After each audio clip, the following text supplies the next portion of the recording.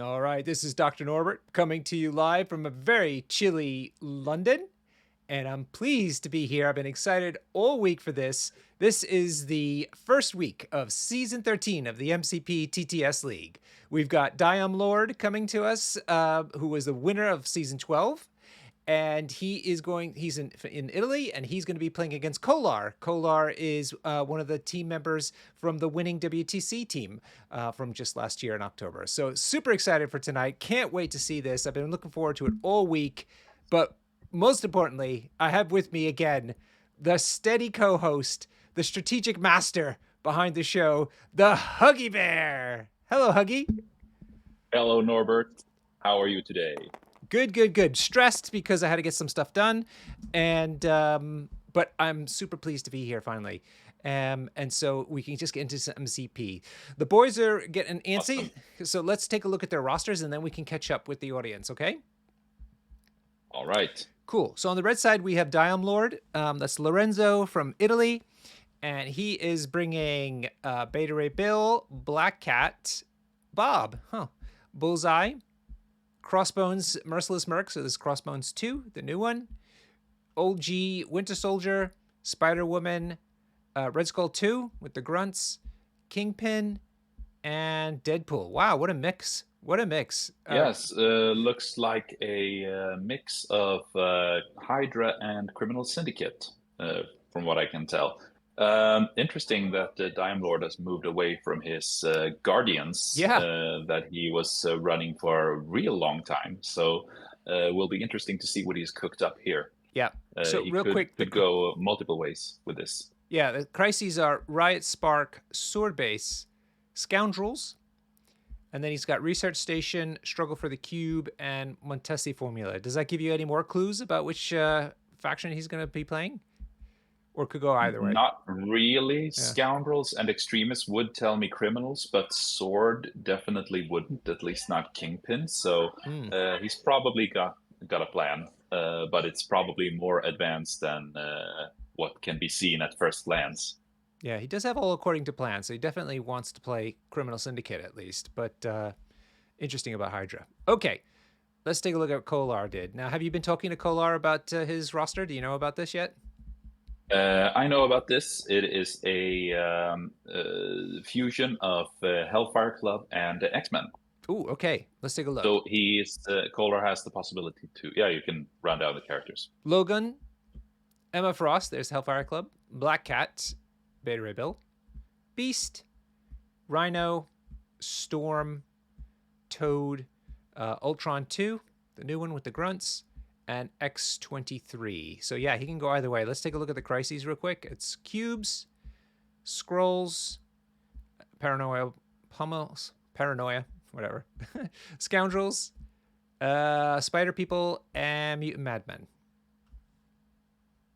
Yep, so this is basically Kollar taking the essential X-Men characters, including Ultron, who is often seen in X-Men these days, and then just sort of filled out the remaining slots with preferred Hellfire Club characters. So it's forcing him into a few concessions to both lists, but in return gets very much flexibility when it comes to how he wants to run his game plan. He could either do a X-Men Blitz, picking up a lot of objectives real early, or he can go for a more steel-oriented plan with Hellfire Club and Black Cat and Rhino, for instance. So Diomlord won priority and chose secures, and they decided to go 17 threats. So let's go ahead and take a look at what actually got picked. We went with Paranoia and Riot Spark. So 16 or 17. Did you, by any chance, get to know who has Prio? It's Diomlord, the Italian. All right. Yeah. All right. And he chose his secures. So this is Diomlord's secure, Riot Spark. Yeah. I would not be surprised to see Kollar bring out the very classic 17-point X-Men setup of Storm, X-23, Logan, Ultron, and Toad. Because yeah, let's think about this. So he had Diomlord had Hydra or Criminal Syndicate. This is a D map, so it's quite good for criminals, right? Yep.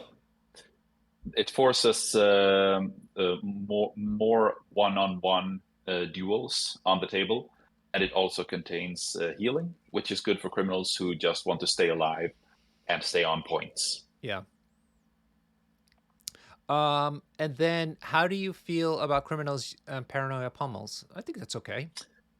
Yeah, X-Men certainly have the best shenanigans for grabbing multiple paranoias.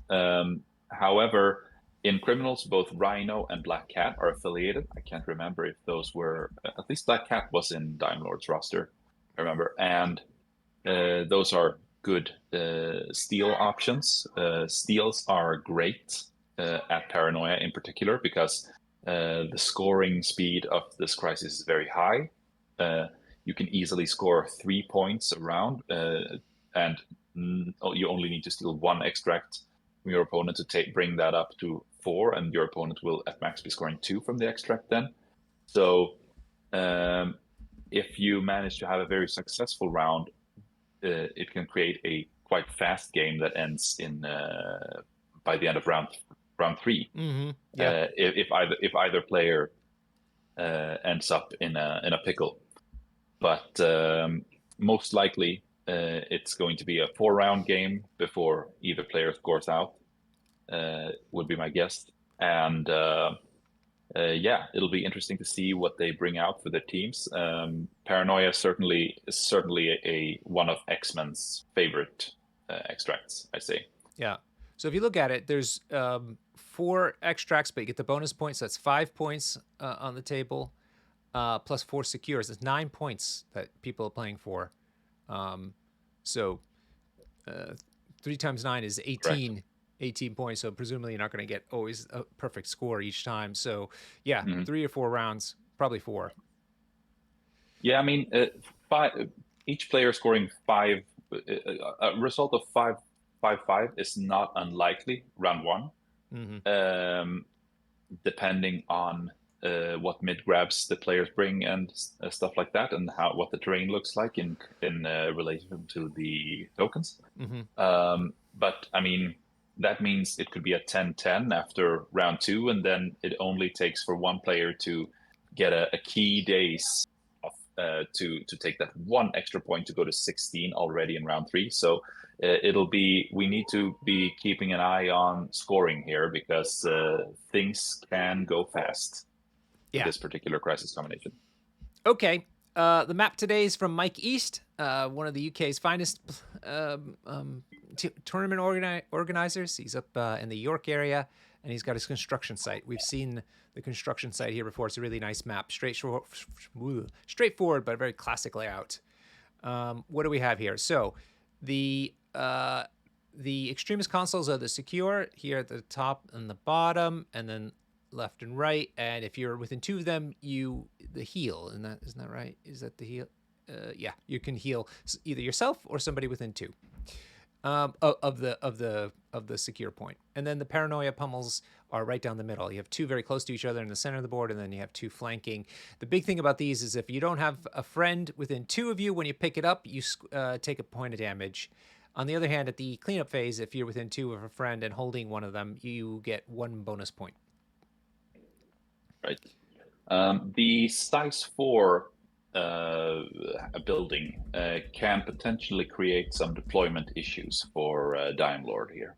Yeah, let's take a look. So we have the size 4 Fisk trailer. Actually, we also have size 3 pipes in the deployment zone too. Yikes. Size 3 tank there. Size 2 crate up the top right. A couple barrels here at the bottom. Size 2 forklift. Barrels here are size 2. Forklift size 2. Ooh, another size 4 here. Size 3 truck. Size 2 crates, size 2 crates, and size 2 barrels here. Another single barrel down here. So quite a few big pieces of terrain, and all on Diomlord's side. And if he's playing criminals, that's not so great, especially for Kingpin himself. Getting stuff thrown at him, no. That's not something he likes.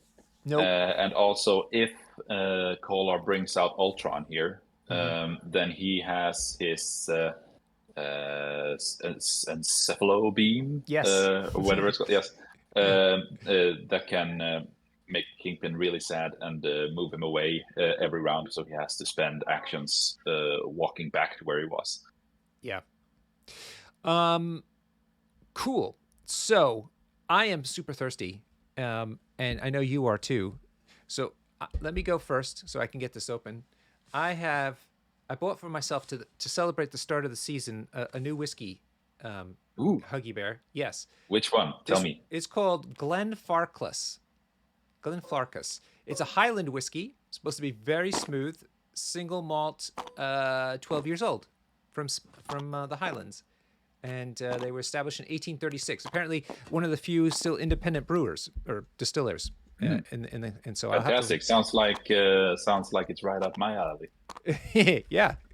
Tell me what you have. I know it's special. Yeah, I have a highly anticipated bottle of beer. This lupulous beer was given to me by Wout Marshall Yep. on the WC, Yep. and he kindly asked me to do a review of it on one of our streams. So, for various reasons, we haven't had the opportunity until now, but here goes. I'm gonna pour it into my Gustavian Ooh. beer pint, and it's really strong. Judging by the label, it's 8.5%. So yeah, Yeah. Well, and that's Belgian beers for you. yeah, exactly, strong and fruity. Hey, put the But label, put the bottle right where your tie is, because otherwise the blurring, we couldn't see the label. Lupulus, lupulus. Huh? Is that a wolf on the label? looks like I'm sniffing it. Yeah, it's a wolf on the label. All right. Well, look forward to your review. Okay, I see it. Nice one. Ooh, exciting. So, to everybody out there, I hope you're enjoying yourself. I hope you're enjoying MCP, and I hope you're having a great start to your new year. Huggy Bear, a great year ahead of you, prosperity and good times. Prosperity and good times. Cheers. Cheers. Mm.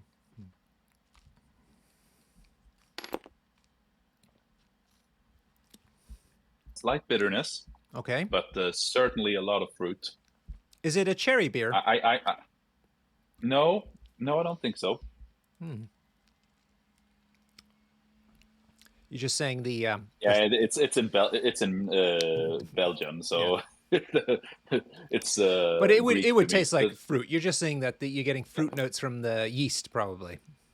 Yeah. Gotcha. All right, we'll come back to let you simmer over. Maybe. You simmer over that beer a little bit, and we'll talk about this Yeah. roster. So, sure enough, Diomlord's taken a Criminal Syndicate. He's got Kingpin, Beta Ray Bill, classic, Spider Woman, Black Cat, and Bullseye. And then he took Fantastic Recal, team. Disarm, all according to plan, Fallback, and Advanced R&D. So it looks like a bit of a steal play, probably for Black Cat. Maybe it was what Advanced R&D is for. Yeah, Spider-Woman also has a steal here. Yep. All according to plan. Yeah, I'm not sure he's gonna get many opportunities to play this game because only affiliated characters can contribute to financing that. Yeah. And the only three affiliated characters here are Kingpin, Black Cat, and Bullseye. Yeah. And although Bullseye is pretty decent at building power, not great, not bad. Yep. Both Black Cat and Kingpin are great at spending their power, so they're not gonna keep stacks of it lying around. I agree. So might be tough. When I was playing Crims, that was my biggest problem all the time with All According to Plan, is make sure I had enough affiliated characters, not only to make affiliation, but also to have some power build up. Yep. All right, let's see what Kollar's got. He went with Toad, Logan, X-23, Storm, just like you said, and Ultron 2. As far as cars, he's got Age of Ultron, that is disgusting, Fallback, Brace, exceptional healing, and to me, my X-Men. So all pretty standard cards. But what is the excitement with Ultron 2, specifically in X-Men? Um, the excitement for Ultron is obviously that he has grunts, and that means that he can in the same activation move them first, place them perfectly within 2 of Ultron, and then use the Storm leadership to hop off of them, and thus gain Oh, right. Okay. greatly improve. The only thing Ultron lacks on his card is some sort of action economy, some sort of extra movement or way of generating extra actions. The Storm leadership gives him just that. So that's why we're seeing him so much in X-Men, I'd say. Okay. So Diomlord is elected to put Beta Ray Bill all the way on his right flank, and then all these people are hiding behind the building, which is kind of cute. Black Cat, Bullseye dead center, Spider-Woman just to his left, and Kingpin flanking very hard left. Meanwhile, Kollar has put a very hard left flanking Logan to keep him away from his other friends, so he gets that reroll bonus. Storm right in the middle, and then packs the right flank seriously hard. X-23, Toad, Ultron, and the Ultron drones there. Meanwhile, Diomlord's first move was to get Beta Ray Bill up onto that point there. So he's contesting the point and also picked up the paranoia thing and used his second power to avoid the damage that picking it up without a friend causes. Toad is going to move into this, looks like the center, pick up the center paranoia thing and use he's got a little cover there with the forklifts. Found a sweet spot there. Yeah, very nice. A little pocket for him to sit. Nicely done, Kollar. Interesting consequence of the deployment. I don't think Kollar will be in a hurry to pick up the southern extract, because it's currently it looks like Kingpin is or Spider-Woman are the only characters able to get there. So whichever character moves to that point will be attacked by Ultron during Kollar's last activation, or it's at least that is a distinct possibility for him to do that, and that can seriously hurt. All right. Black Cat moves up. Looks like she's going to grab the other central paranoia thing, which means she'll take a point of damage, but she has stealth, which will help protect her a little bit. For sure. But she's so hard to damage these days that every point of damage on her is worth its weight in gold. Ah, good point. That's a really good point. Doesn't look like he put the damage on her yet, though. I hope they remember. Oh no, sorry. I was looking at the wrong bar. Looking at the wrong bar. Sorry about that. Yep. So he's done. Kollar, now tell us, Huggy Bear, he was not playing these factions at WTC, is that right? He was not. He was playing Brotherhood. Yeah. And both me and him have been dabbling around with various affiliations since WTC. In order to shake things up, try something new, keep things fresh, and also one big part of this game, I think, is the crafting and innovation and coming up with new combinations and studying new characters and learning the ropes with them. That is at least something that I find very stimulating and fun about this game. So that generally leads to a certain amount of faction hopping. Yeah, for sure. Even though Anders has been rather true to Brotherhood for extended periods of time, as well as myself having been sort of true to Shield. Yeah. So real quick, everybody picking up, X-23 moved up and picked up the paranoia thing down here. And what was nice about this particular crisis setup is that she's already automatically contesting the console here on the hard flank. Bullseye decided to hop up onto the Fisk building to contest the back building, the back secure point. Then Kollar moved up Logan the Wolverine and attacked Beta Ray Bill with him. And now he's going to be placing him as part of that attack. And I'm just taking a look at Bill, but it doesn't. Yeah, there's no. Oh, it should have taken some damage. Maybe it hasn't been put up on the boards yet. Oh, there it is. Yeah. So he's on 3 out of 6 hit points, Beta Rebel. And that means Logan is now contesting, and so nobody owns that top secure. What was nice about X23, I want to mention about her picking up the paranoia, she takes the damage, but she has healing factor 1, so she immediately heals it. So perfect person to pick that up. As a matter of fact, she has healing factor 2, but sorry. in every other respect, that was correct. Yeah, okay. Yes. The healing factor characters are great for this crisis. Yeah. And Kollar has To Me My X-Men in his hand. He could have played it immediately to pull X23 slightly back to be more safe. But instead, he chose to leave her there on that point. He can always pull her back at a later point in time, as it's not necessary. It doesn't have to be Storm's activation for that card to be played. Okay, we have Spider-Woman now coming up. She's got Wall Crawler, so she doesn't care about that building. She's also a log mover. She's really, really great, actually, for her points. Yep. Great character. Plays in a ton of factions, too. I was a bit down on her in the beginning when she was released. Oh, yeah? At first, I looked at her card and thought, oh my god, what a great character. This is probably one of the best 4th threats in the game now. But then I tried her in Shield, and I thought that, she doesn't really play to Shield's game plan. She's probably better in Criminal or Web Warriors who want to run around and play keep away rather than killing stuff. Yeah. But I was forced into playing her during the WTC because Agent Venom was occupied by our Guardians player. That made me come around big time, because as soon as I got enough reps with her, I realized that she's a real toolbox. There are so many things she can do. Yep. And just being a tanky long mover is worth a lot in the game these days. Yep. Ooh. Yeah, so no damage went through on X23, but Diomlord's got the triggers, and so poison and stun went up on X23. Yep. So she's probably gonna start next round on 0 power. Exactly. Storm moving up to hold the back secure, a very classic place to put her, and I don't think she's within 3 of Black Cat, so that's the end of her activation. Yep. And that just leaves Kingpin. Oh, Spider-Woman needs a tick mark.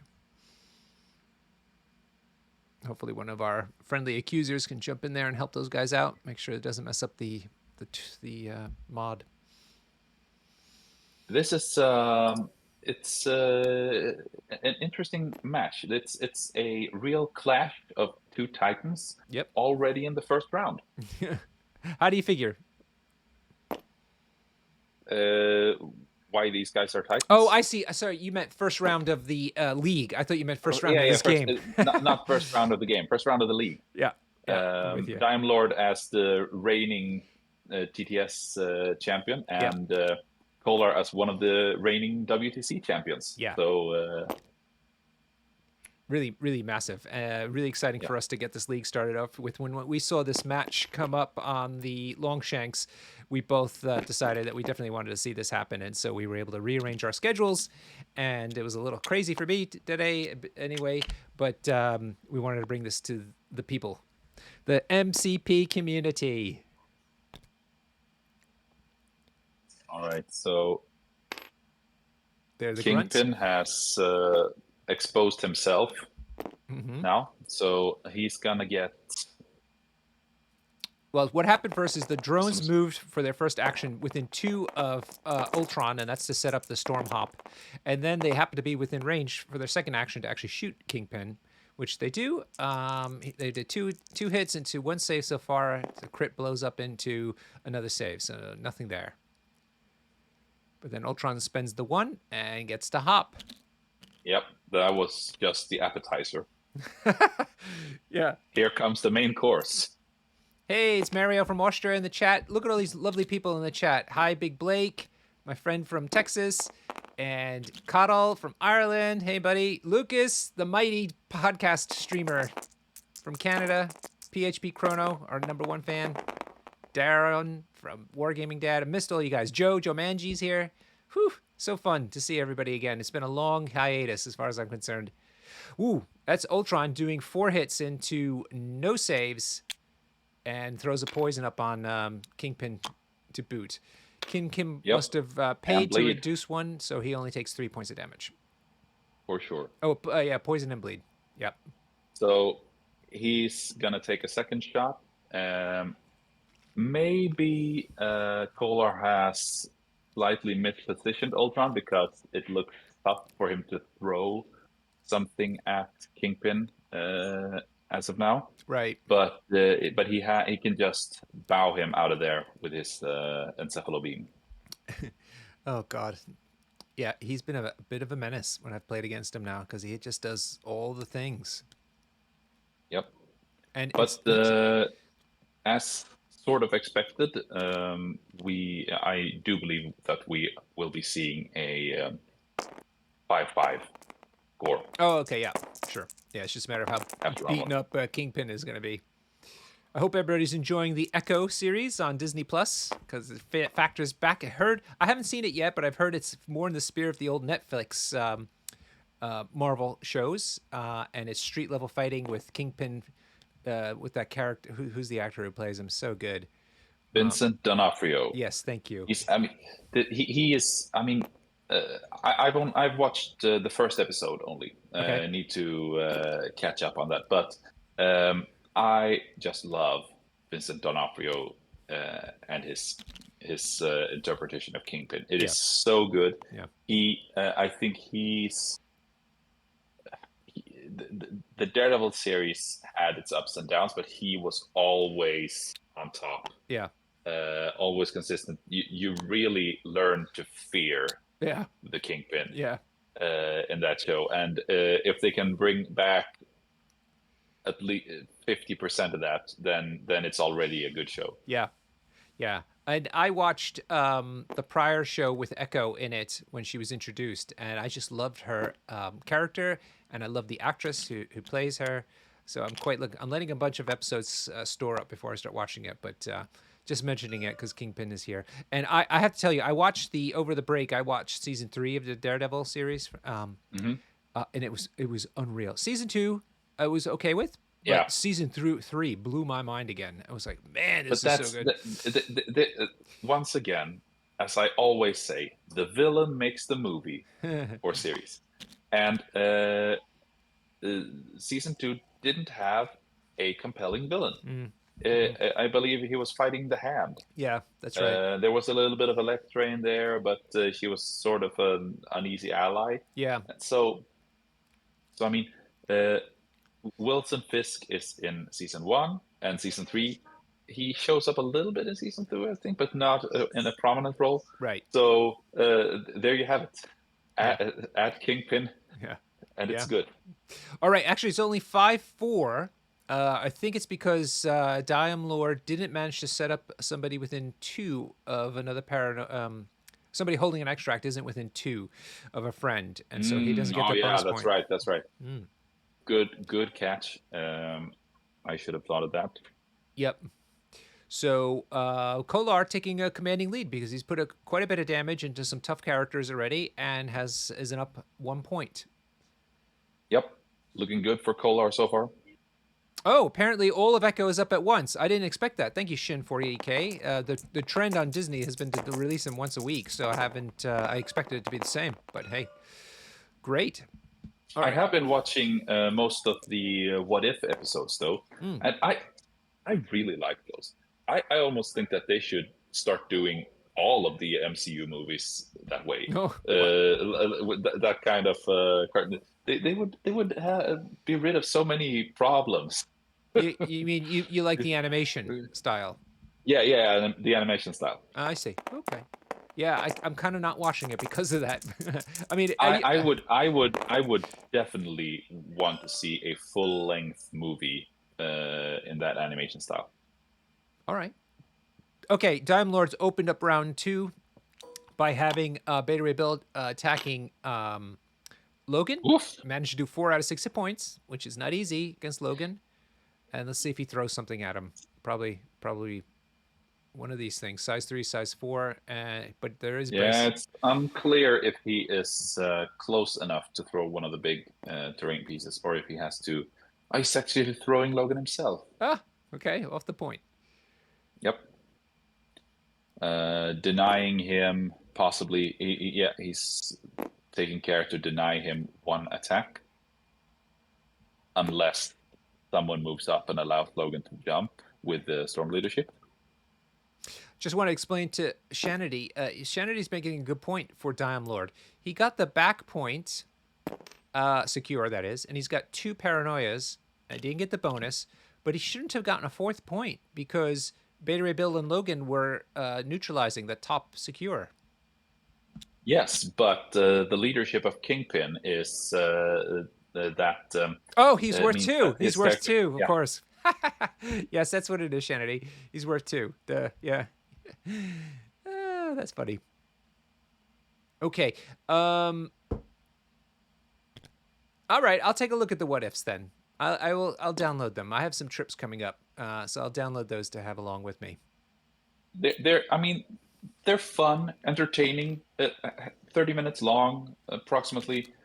It's great. It's nice, and they can do these cool big scenes that would cost a fortune if they made it in live action. So they can really. And there's one Christmas episode that is sort of a Die Hard 1 parody, which is just hilarious. Oh, now you sold me. I didn't know that.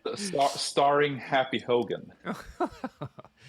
So as you said, Beta Ray Bill threw Logan off the point. I'm not sure the point of that, considering that Logan hasn't activated yet. But here you go. I guess it's he wants to deny Logan 1 of his attacks. Yeah.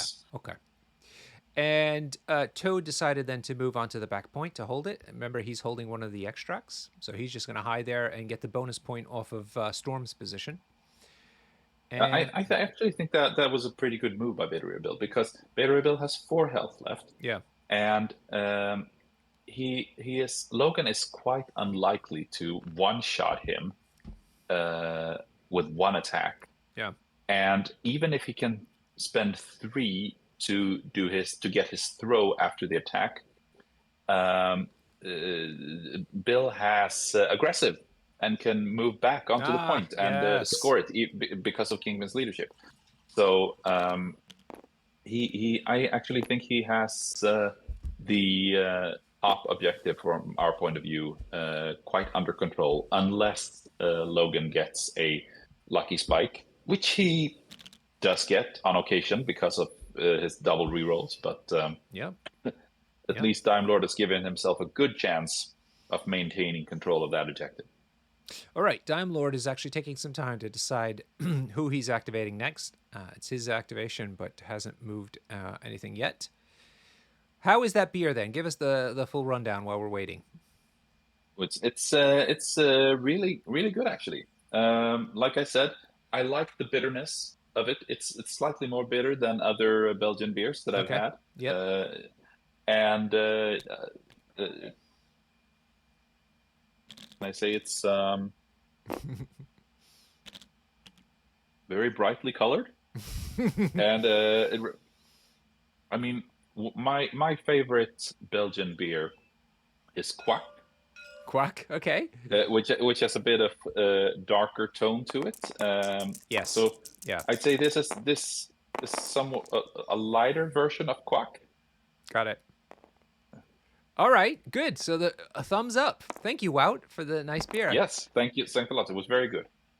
All right, Spider-Woman decided in the end to attack X-23.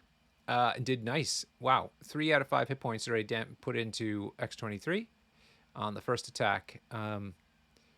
It's because she didn't save anything at all, even with her reroll, and also gets shocked. So now she's poisoned, shocked, and stunned. She's not having a good day at season 13.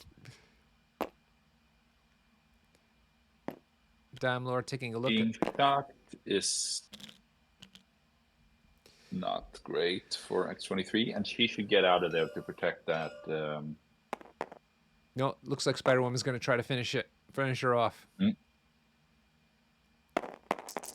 Just a regular attack, it seems like. And she does not have the power for exceptional healing, so...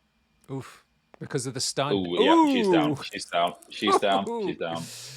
Boom. Yeah, good point, though. See, the stun really made a big difference there. Otherwise, she would have had the power to It did. play exceptional healing. So now she's instead just stunned. Sorry, dazed. Even fallback would have been a good play there, because that would deny. Spider-Woman, however, looks to be a bit too far away to get a hold of the token. Yeah, that's right. Token, yeah. Yep. So she's putting it in front of Kingpin. Yep. Wow. Well, dice really helped out there, because wait. She has, of course, she has a range 2 place, so she will definitely be getting the. Oh, she's got the glide. She's got the glide, doesn't she? Yep. Cool. Yeah, she got loads of power too, so she's fine. For sure. And I think if he's greedy, he wants to be within 2 of X-23 to threaten with a interrogate in the cleanup phase, but Ultron is for sure not going to allow that.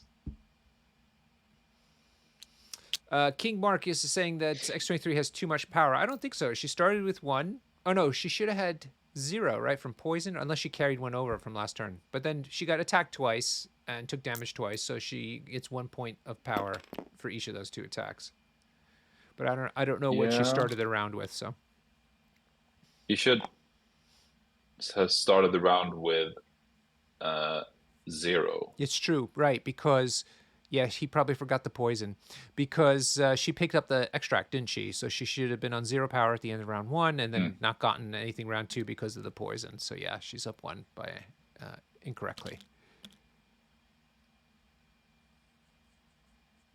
All right. Yep. So she's Spider-Woman's glided over, picked up the extract. Doesn't take the damage because she's within near Kingpin. So nice placement on Diomlord's part. And then I think she's calling it a day. Yep. And looks like Kollar's already trying to scope out what Ultron should be doing. Yeah, it's possibly a bit dangerous to activate Ultron now. Because if he fails to take out Kingpin or move him, because I don't think he can get him far enough away that he can't double move back to the point and throw Ultron off it. And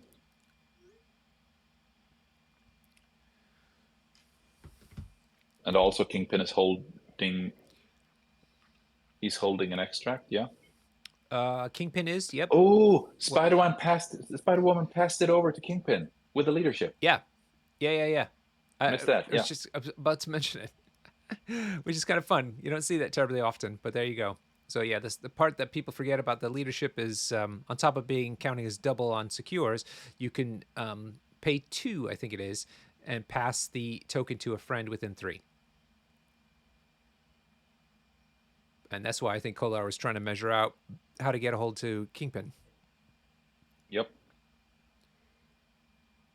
As the Okami test points out in the chat, there is the possibility that if Kollar doesn't go for Kingpin now, he might run away. However, that basically means ceding that point to Kollar, giving him a decent chance of taking 3-1 on the points. That's 5, giving Diomlord 4 from the extracts and 1 from the secure, which means for even that is a 5.54 to no, it's a 5-5. It's a 5-5, but since Kollar is in the lead, that's fine for him. So Diomlord needs to do something that brings him into the driver's seat of this game. All right. So we've had the grunts move forward within range of attacking Kingpin. Sure enough, just like everybody's saying, He needs to take down Kingpin to avoid having him run away. First attack is not bad, 3 hits, but Yep. Kingpin looks like he's going to save 2 and probably reduce by 1 to nothing. Yep. These Ultron grunts, they're great. They're just running around doing 4 dice attacks. No one expecting any work out of them. Yeah. But occasionally they are gonna spike and put like 2 or 3 damage on a big character. Yeah, absolutely. And I used to use them the same way in Shadowland Daredevil. He has those grunts that technically have that extractability, but I rarely was able to get that thing off. So they were more, and they oftentimes would outshine Daredevil in the damage output that they did. All right. So Kamitas is asking if Logan wouldn't need to one-shot Bill for Kollar to take 3 cures. Yes, probably, but there's also the possibility if Storm can get 1 more power from somewhere, she can move over and throw Bill off the point because he's only size 2, leaving him unable to move. So Ultron now went. He encephalobleamed and bowed a Spider-Woman sort of in the middle of the board, and then he attacked Kingpin once, who managed to avoid all the damage. And this is fallback. And then Diomlord played fallback. Yeah, right. And it looks like because Ultron... killing Spider-Woman here does not really. Yeah, why didn't he just move on to the point and own the point? I don't know. Yeah. He hasn't placed yet, I think. Yeah, he hasn't done the storm hop, so. Oh. He did a decent hit, but she saved really well. So she only take 1 damage, but does get bleed and poison. But it was a smart thing to bow her away because she could have interrogated the dazed X-23, gaining a bonus point otherwise, I think. Joe Manji is saying that having Ultron being on 0 power is not a good idea. Any particular reason why that you can think of? I'm not that experienced Ultron player. So, well, basically that he is unable to move and encephalo beam next round and then move back to the point, maybe? I suppose, yeah. Yeah. Okay, Diomlord is going to protect Kingpin, just like everybody's predicted, and also get the bonus point for being within 2 of her friends. So it looks like he's going to move him over where Bullseye is, up on the Fisk building. Very appropriate. He's getting into his trailer.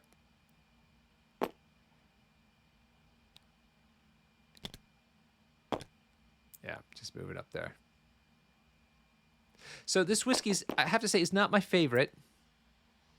I find it a little one-dimensional, a little bit very, very like classic Scotch flavor, but not a very warm version of it. Mm-hmm. Yeah, not my favorite. Oh well, that's what. Well, at least you know that. Yeah, exactly. I mean, I made a list of like entry level or like mid-tier level whiskeys that are worth trying, basically. So I've been slowly making my way through the list, and some have been really outstanding, and some have been so-so.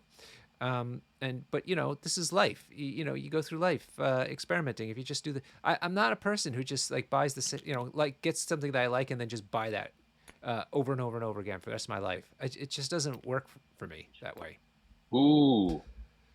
Here comes to me my X-Men. To bring Logan further up the field, and now he is in double tap range of Bill again. Nasty. Just like Avengers Assemble, really messes up your the plans that you've laid down for your opponent, and then they mess it up by moving out of activation. So yeah, great use of the card. Yeah, I mean, it is like a slightly more awkward Avengers Assemble, but even by moving 1 character, Avengers Assemble is among one of the best tactics cards in the game. So if you get anywhere close to its effect, then it's a great card. All right, first attack though does Bupkis. Good lord, Logan. But that's good because that means Bill cannot move back. So that's perfect. Oh, is the throw? It's part of the movement. It's part of the attack.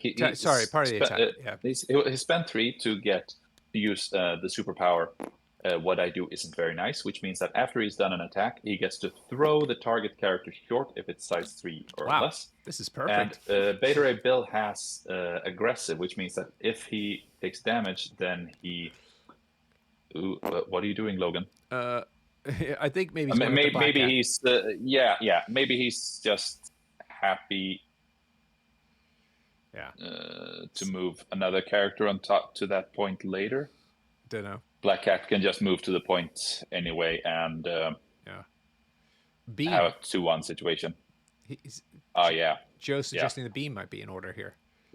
Yeah, it's gonna allow Bill to move. No, Bill has to move towards the attacker, and the attacker will be placed in a different spot after Oh. the attack is resolved. Yeah. Right. Interesting. Yep. But only 6 dice because he's shocked. I think though I didn't see the power go down. So, ooh my god! Look at that hit. Oh. 5 Oh my with word! a crit. Was that into Black Cat?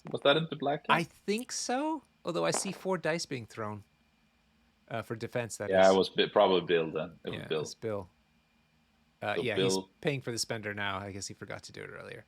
So Bill's dazed, so that worked. Yep. Kill Bill. Oh, yeah. Wow. And gets a token. Wow. That is pretty big actually. Yeah, Joe likes this. Joe's a big X-Men player, so he's rooting for the X-Men side. He's saying that this needed to happen and keep Kollar in the game, believe it or not. You know, I've been playing a lot of Web Warriors. You've been watching some of the hiatus shows, Huggy Bear? Sorry? I said I've been playing a lot of Web Warriors lately. Yeah. Which is I did on purpose to get away from the attrition type of game style. Uh-huh. It's been refreshing. And nice. Have you kept up the winning streak? Yeah. I won 2 games last night at the club. Awesome. I won the last stream game. You know, a lot of luck involved and everything. But it took a while for me to get the hitch them, but not as long as I expected to need to figure them out. So I'm pretty pleased by that because it's an entirely different gameplay style. Mm-hmm. Okay, so Logan used the second attack from the beam to go after Black Cat. He managed to put in 4 out of 5 hit points, so close to dazing her. Yikes! And now gets to place within 1 of her, and is going to go ahead and pick up the. She had already taken 1, so 1 hit point. Okay, yeah. So he did 3. He did 3 damage because she had already taken 1. Yep. And he picks up the paranoia piece and takes a damage from that, but he's going to heal that from his healing factor, and he's calling it a day. So he doesn't own the security long. Coddle's saying that she ought to get bleed from that attack. Yeah, I'm not 100% sure he has bleed on his spender, but he could have. Let's take a look. Spender, tornado car. Yep. Sure Should be bleed. Should be bleed. He should have bleed. Logan's such a beast. Yep. Oh, Jumanji's making a great point about healing on the extract. Healing on the extremis console before he did the attack. Yeah, that would have been better. Yeah, the thought just occurred to me as well. That would have been better. Yeah, because he had power to spare. Yep. Oh well, you know, this is why we stream these games, to learn from each other. Hopefully, get better at the game. Oh, what's this? Is he throwing that thing? No. I think he's... Is he throwing the oil tank? No, he's unable to do that. I think this is Black Cat attacking Logan. Oh, attacking him back. Okay. That makes sense. She only had 1 hit point. Taking him out. Oh, my look at this. With her normal attack. Wow. Serving that up to Bullseye there. Oh, my. Wow. Wow. Black Cat was pissed. And then she's just going to bug out and get that point.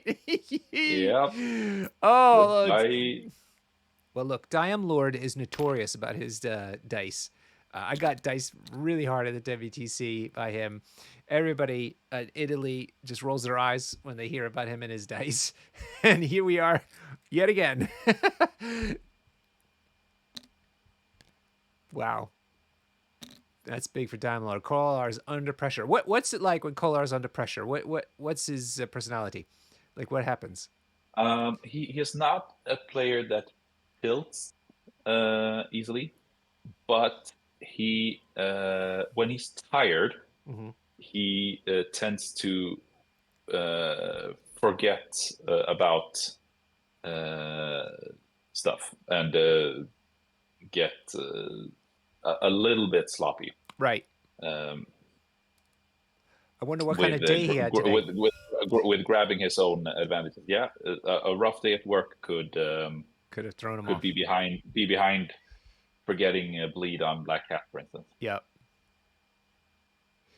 All right. and forgetting to heal Logan Yeah, on the extremis on the point. point. Yep.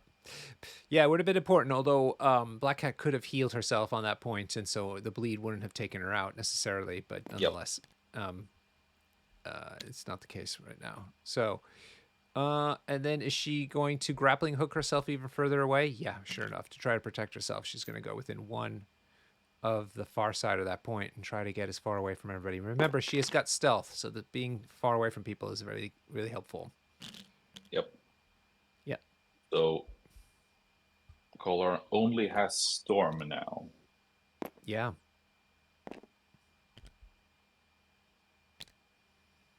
And Bullseye's primed to get that spare extract. Yeah, as Storm could double move and grab it, but that would put her in danger of being attacked Mm. by Bullseye twice.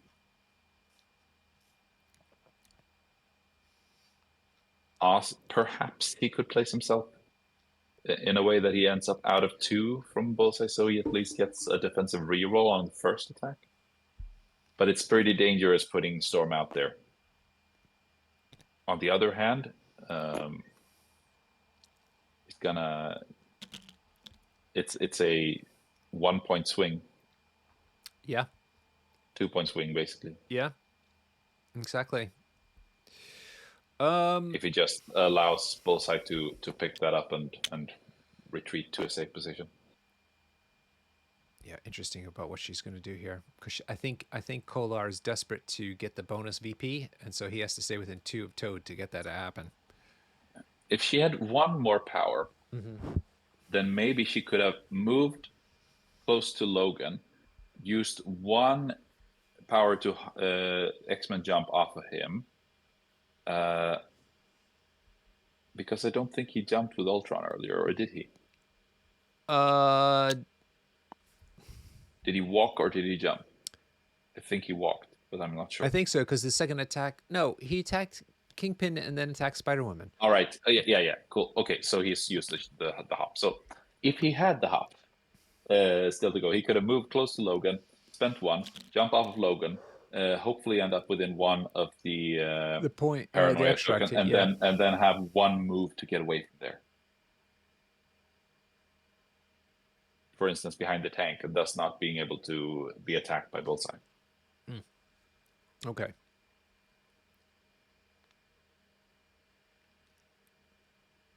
Yeah. So, oh, she passed, Oh, okay. or not passed. She just did nothing. Oh, did she just act? Oh, That yeah, there. was Huh, interesting. that was unexpected. I mean, she could at least have. I mean, Toad is holding the points, but she needs to stay within 2 of him in order for him to get the bonus point. Though maybe he could have found a spot where he could shoot an attack into Spider-Woman, maybe, but not sure. She Yeah. does have stealth. It's a range 4. Yeah, she's got stealth. Yeah. Mm. Range 4 attack, though. Yep, so I think Bullseye's just going to pick that thing up, take a point of damage, and walk back up again. Yeah.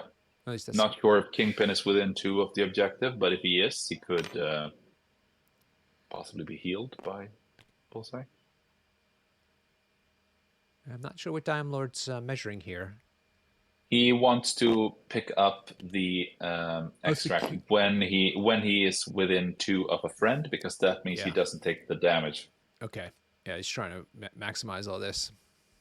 Yeah. Yep. The question is if he's within 2 of Bay Rebill, can he move short back up onto the building? Probably not, but at least he'd still be able to get the extract and still I guess he contest there. concluded that he couldn't, so he decided to Yeah. take a damage. Yeah, he's going to take damage because he He could wants to. heal. He could always heal himself. Oh, that's a good point. Yeah, of course. Just heal himself. Right. He wants to get back up there to get the bonus VP off of Kingpin. For sure. Yeah. Let's see if he remembers the heal off the Extremis. Hey, Gil. Gil, the infamous WTCTO. What's up, buddy? Gil, you need to get back to me on Hellfire Club. Yeah, and sure enough, Bullseye heals that last point of damage, and that's round 2. So Norbert, did you see some interesting news maybe on social media just before we started the stream? I did indeed. It's finally out. The big secret we've been teasing everybody about is finally out there on Facebook. It is indeed, and it's. I don't want to steal Anders' thunder here, but we've talked it over, and he was okay with me pitching it here. We can ask questions to him about it later, but Okay. on the 8th to 9th of June this year, there will be an event in Malmo, and it's gonna be called Multiverse of Malmo, Volume 2, Swedish Wind. Yeah. Perfect. Which, as you know, well, it's obviously a slight link to the American event Second Wind, Yeah. which was this year held in a brewery. Right. So, of course, we will be holding an event in a brewery. So good. Malmo Brewing Company is going to host us for 2 days. So, for I think for €55, Right. you get a tournament.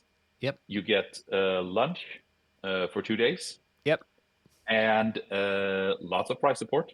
And the option to there's also the optional extra dinner that you can sign up for on the Saturday evening. So we're going to be playing in the actual brewery, where there's a restaurant in the 2 bottom floors, and then we will be have our own section where we will be playing our games. There's room for up to 64 people. Oof. And this has been out for like 1 hour or so, Yeah. and there are already a bunch of players signed up. So I hope to see as many of you guys as possible looking into this, and hopefully seeing you in Malmo in June. Oh, man. It sounds perfect. And that was the big thing. To call it Swedish Wind because of how similar it is to the Second Wind thing in Chicago by the taco truck guys is just so chef's kiss. So people need to go. And also, this is the beer that will be served is the brewery's own beer, Yeah, of and course. they don't sell that anywhere else. Hey, awesome. Oh, that's so good. And so just look up Swedish Wind on Facebook and you'll find the ticket page and all the details about it. I hope everybody comes because it's going to be a fantastic time. I'm going to take the liberty of posting the link Okay. in the chat. Good. Thank you. By the way, and also, we're going to post it on our Facebook page. Yeah, of course. Good.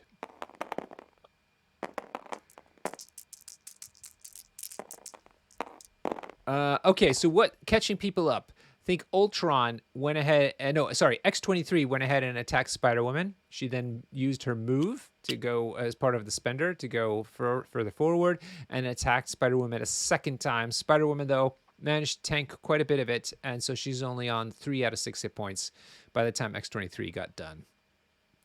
There in the chat, everybody, click on that link and find out all the details about this amazing event. I'm looking forward to trying those beers. Also, if you have questions, ask them in the chat, and we'll bring them to Anders during the post-game interview. Who's the official TO of the event? It's Anders Kollar. Okay. That's very nice of him. I will be supporting him, most likely judging. Mm-hmm. Does judging mean drinking beer? I assume so. Because there's not a lot of judging in MCP, Yeah, which is a testament to the game. sure. Helping people look up rules and possibly seeing, is it in or out judgments. Yeah, even those don't come up terribly often, to be honest with you. The in or out, I rarely have to do line of sight.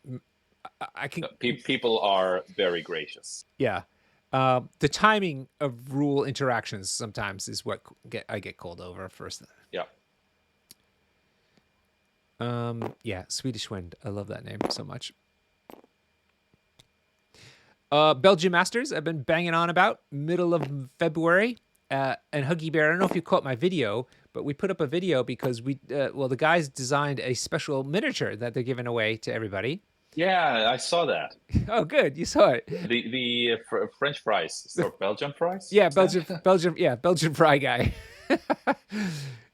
And so everybody's going to get this free model along with a little building that he's supposed to be standing outside of, and we've designed some rules to use for fun gaming in the evenings. Awesome. So take a look at Belgian Masters Triple XL, so XXXL on Facebook, and you will get to a link with has all the rules and the rules of the event plus what the hotel situation is. It's a 3-day thing in the middle of February, and it's the venue that's hosting us is also the place where you sleep and eat, and so it's all in one place. It's a beautiful thing. Danes are not allowed. Oh. No, in Austria, they're not allowed. Danes are most welcome. And very privileged, because Malmo is very close to Denmark. Yes, I know. Oops, sorry, guys. What did I just do? There we are. Ooh. Yeah, no, I'm a hit button. Yeah, so meanwhile, Diomlord has taken the lead. I know. 10-9. 10-9 after the back of that really crushing round 2. So it's on Kollar now. He's on the back foot to make round 3 happen. Yeah, and X23 had a seemingly lackluster activation. She did. Although trying to take down Spider-Woman is a lot to ask. Yeah, for sure. So Diomlord's still deciding what he wants to do.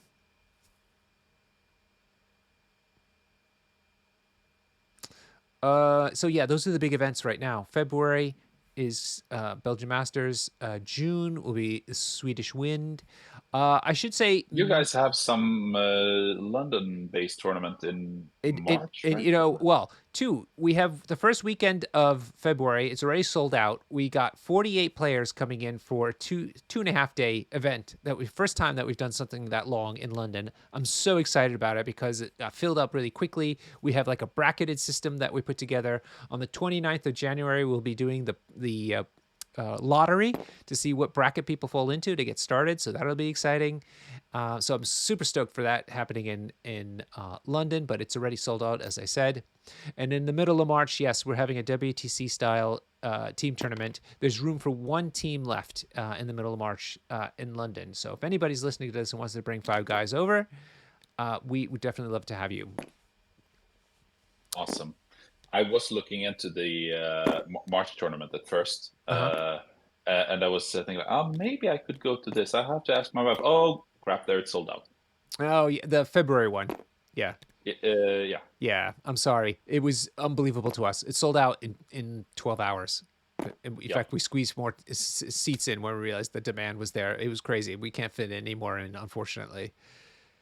A most welcome problem. Yeah, I'm really stoked about this being possible. We have Belgians and Irish people coming over, and a couple of folks from around the UK in addition to London. I've also, from what I hear, the Scots have started getting to have pretty big events as well. Yes, and of course Gil's coming from Denmark. Sorry, Gil. Gil's everywhere. Yes, Gil is everywhere. Scots are putting a team tournament together up in Stirling, which is kind of in between Glasgow and Edinburgh. So if people want to go up to there, I forget the dates, but that's on Facebook too, and the Scottish NPC the Scottish MCP page. So loads of events happening. This is why I didn't go to the States this year, Huggy Bear, because I felt that it was time. The game had matured enough. The pandemic was far enough behind us that there's going to be a lot of European things, and I wanted to help support those. And I was right. There's so much going on. Oop, Disarm's being played on Ultron. So he can't re-roll dice, correct? And he's slow. Yes.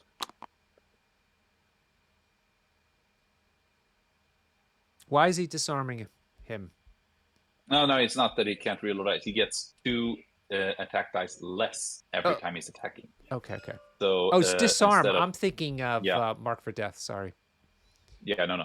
It's a rarely played card these days, but it was very popular before it hit the restricted list.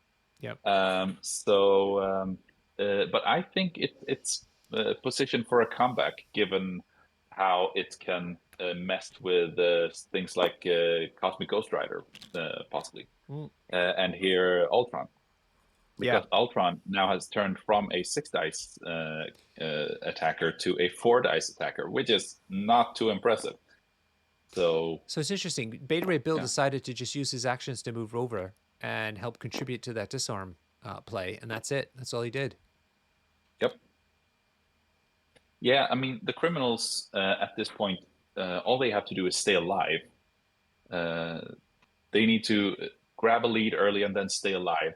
Kollar managed to grab the lead first round, but Diomlord managed to pull it back round 2, taking away 1 extract from Kollar, and that is what he's fighting against at the moment to claw back from.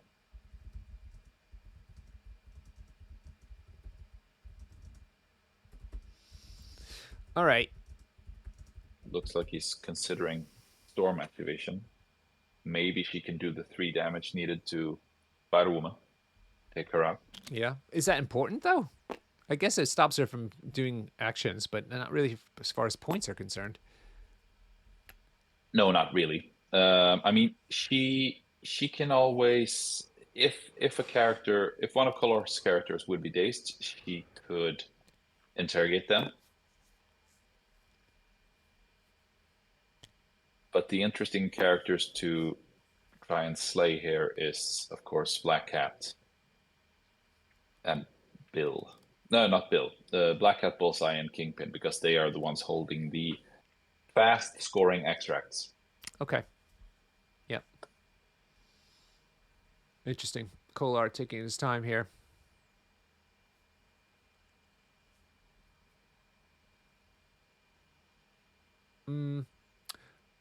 In May 25th, 26th, I think, the Welsh Masters for MCP is going to happen. That's the first time it's going to be done in Cardiff, in Wales. Welsh Masters was a big War Machine event. There are still War Machines still there. So if you want to play War Machine there, you can do that. But they're doing MCP for the first time as well. 6 rounds of 6 games, I should say, over the course of 2 days in lovely Cardiff. I've been there many times, and the facility is super nice, and Cardiff's easy to get to. Certainly from within the UK. So yeah, gosh, lots of things. Austrian Masters is happening in the earlier part of May. Who am I forgetting? I'm sorry, I have forgotten. Loads of stuff. You just need to be out there looking.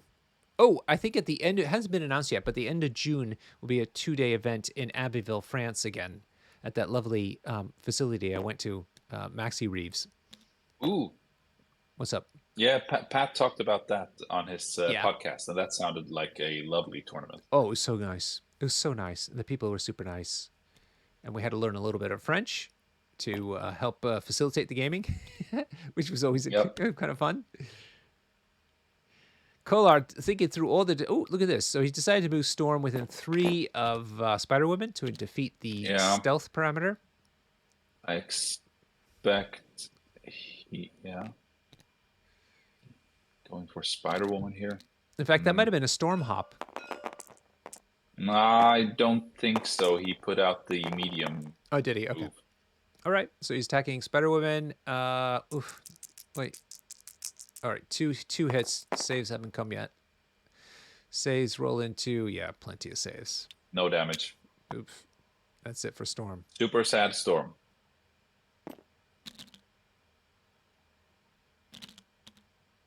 Sad Storm.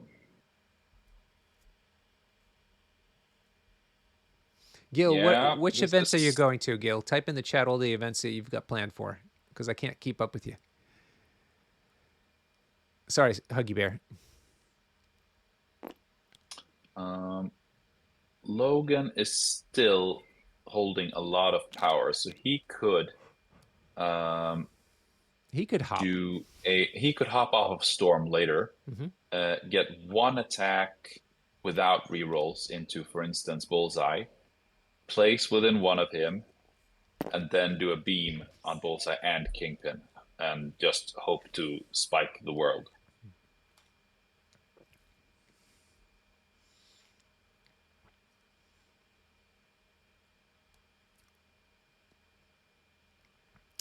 If Ultron had been on 2 power here, at least he could have moved encephalo beamed an important character with an extract into harm's way, and then moved back onto the point. So he would have had a meaningful activation, even though he can't make meaningful attacks under disarm at the moment.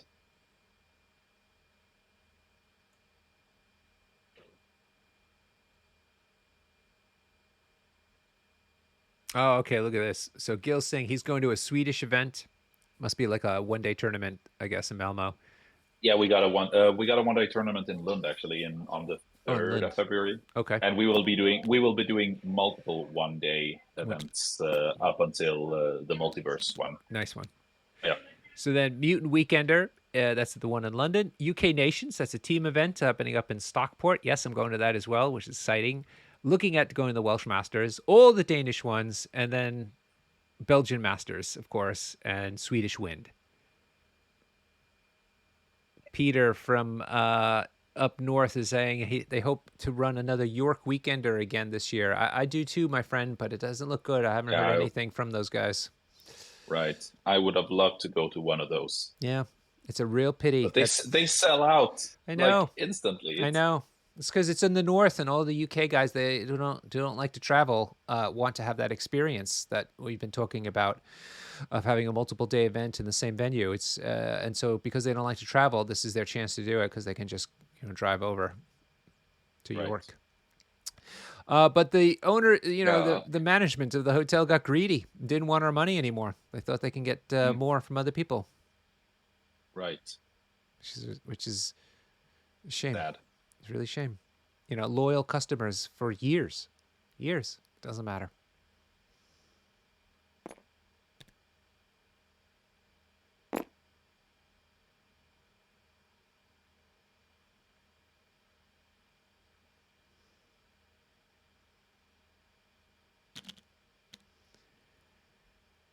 All right. Whose go is it? Diomlords, isn't it? Diomlord. Yeah. Okay. All right. So still hoping the Italians actually put on an event. Man, I want to go to northern Italy and eat some delicious food, drink some wine. Chat. So what's up? There's a dangerous. As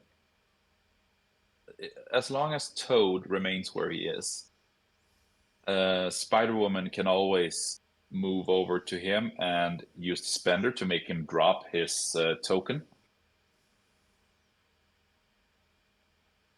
And I maybe that's why Anders felt the need to try and daze her before going for the extract holders.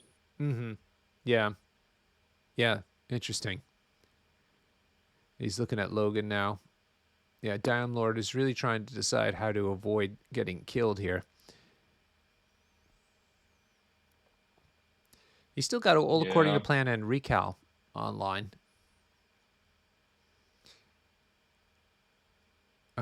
But he doesn't. He does, but I don't know how useful priority is here at the moment. Yeah, I agree.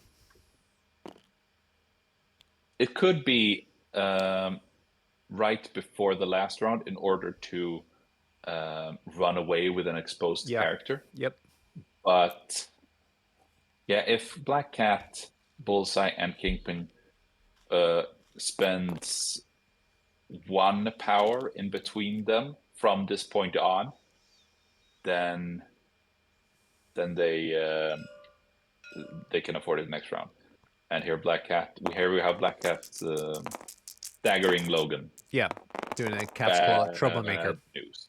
Troublemaker attack. So she's glided over and done the attack into him to give him a stagger. Yep. Oh, and managed to do a point of damage even. And then is going to GTFO. Yep. She got the free short movement trigger. Yeah, elusive. Oh, she did walk. Yeah. Thanks, Gil. Anyway, she got the elusive Now it's part. starting to look grim. We might even see Diomlord taking the win this round, unless something big happens. And the ones who can achieve big things normally are Logan, who is now staggered, and Ultron, who is now disarmed. So not looking good Wow. for Kollar. Wow. Diomlord really seemed to manhandle Kollar this game. Yeah. He kept calm, even though he fell behind first round with 1 point, and just Yeah. So a couple of new things, Huggy Bear, for the new year. We got this chat feature scrolling up on the screen now, so people can who watch us on demand later can see what people are chatting about, which is kind of fun. I do like that because the chatting is really kind of as much of the experience as the actual gameplay, as far as I'm concerned. so sometimes we interact with people in the chat and respond to questions and things like that. So obviously it's easier to follow along. Yep. And our other new thing for this year is we're going to try doing a little post-game analysis before we talk to the players. So I warned them about that so that they don't just run off. And then we did that in response to player feedback. So not player, viewer feedback. So thanks for the suggestion. We'll see how it goes. Also, if you haven't subscribed to our new Facebook page, we have the Dr. Norbert and the Huggy Bear page that you can sign up for, and that was where we put all the information about when we're going to stream and when on-demand stuff is up and all kinds of stuff like that. So feel free to get the news there and also give us any feedback. Drink suggestions are also welcome on that page. Ooh, and Huggy Bear, congratulations. I saw your photo. You've got 3 of the books that you helped edit up for awards. Yes. Thank you. Awesome. It feels great actually. Every year there is they elect the book of the year about Swedish history. And there are 8 nominees, and I've edited 3 of them. Amazing. Wow. Yeah. You've picked well, Huggy Bear. You've got the touch. Yeah. That's great. And the range of topics of those 3 books is quite wildly different, which is fun. Yeah. Thank you. I look upon it as an achievement for sure. When is the award given out? When will we know the winner? Sometime in February. Mid-February, I think. Okay. Did you play your first week of the league game? I did. I played it the other night against Ross Norrie, a Scottish guy. A real nice game. Managed to take the win. Okay. But it was quite close. Yeah. It was a great game. Good for you. Is that Shield again? It is Shield with a touch of Web Warriors. And given the fact that he obviously was going to play CGR, I switched to Web Warriors for the game. Yeah, I played 7 wide Web Warriors last night into CGR Guardians and managed to win. Yep. Yeah. It was really great. A lot of fun, actually. Tight game. Okay, so Diomlord has decided to flip over... what is this card? Oh, sorry, guys. And oh yeah, I managed to get my ass handed to me by Gil in our local league on Tuesday. Kill.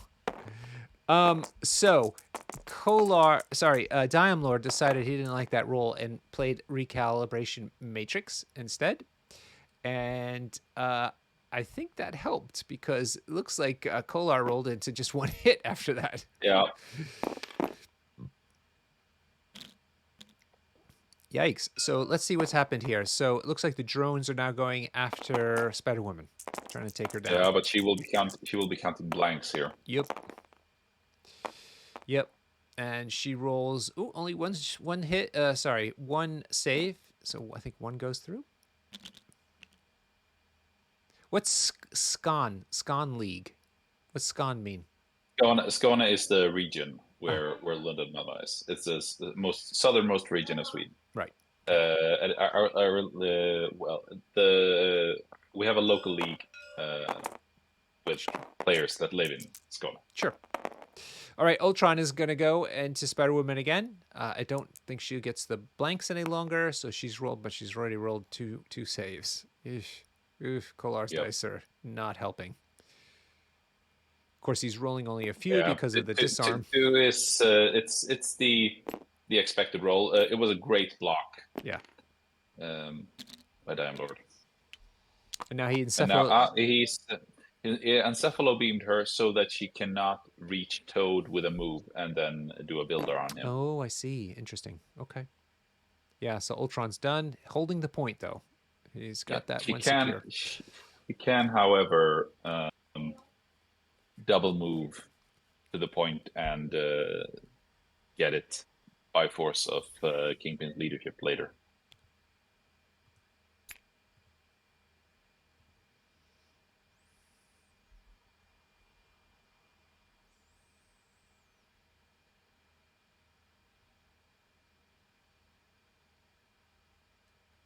All right.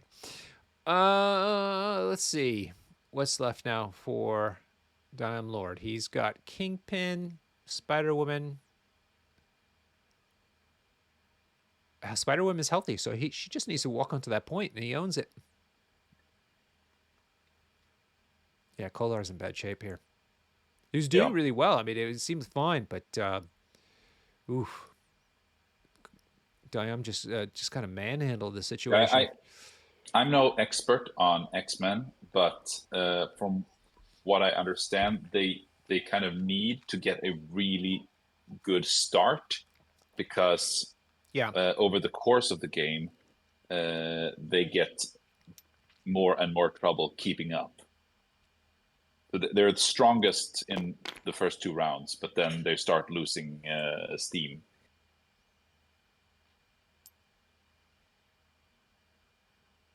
So when you're playing against X-Men, do as me and Norbert always say, never give up. That's it. Don't give up. So true.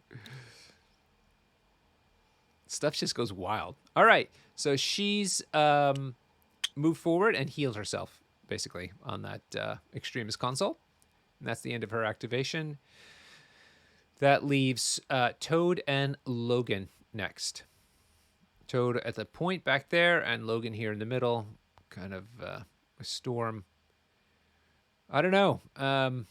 Wow. Where is... Oh, yeah. Kingpin and Bullseye left to go, and they're standing on top of that building.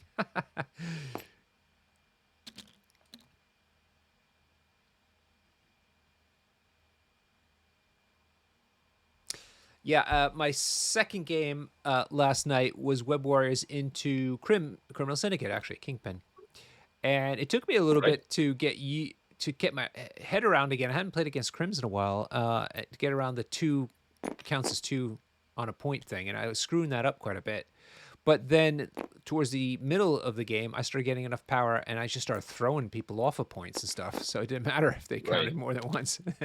And so that's how I ended up winning. But I didn't do any attacks, which has been why I wanted to play Web Warriors, to get away from the attrition and avoid my salty dice. Or salty me. So yeah, that worked out. But Kollar doesn't have that option with X-Men. Not so much. No. Okay. So yeah, So Logan hopped. Logan has to, he has to one-shot Bullseye now. Okay. And he's not getting any rerolls because he's within 3 of allied characters. Yep, and Bullseye will get cover. Yep. 1 save so far. Yeah, that's not enough. Yeah, and then if 3 goes to, he did spend for what I do isn't very nice. So yeah, no, that's 3 blocks with cover. So nope. Womp womp. Well, 3 blocks with cover. He's going to take 1 point of damage. Yeah, yeah. That seals the deal, I think. Yeah. Yeah. Well, he gets 1 more attack, right? I mean, does he get to place now? With the yeah, he should. Yeah, he has to place. Yeah, okay. Good place on the point, so I suppose. he can throw. He's gonna get to throw Bullseye, but it's not gonna matter. Oh, he was staggered. Bullseye, Thanks, Coddle. He was staggered, so he's yeah, not doing anything after this. Yeah. Otherwise, he could have placed and then possibly done a beam on both characters, probably getting the rerolls. So that could have been pretty big. But no, this is. I said no. Yep.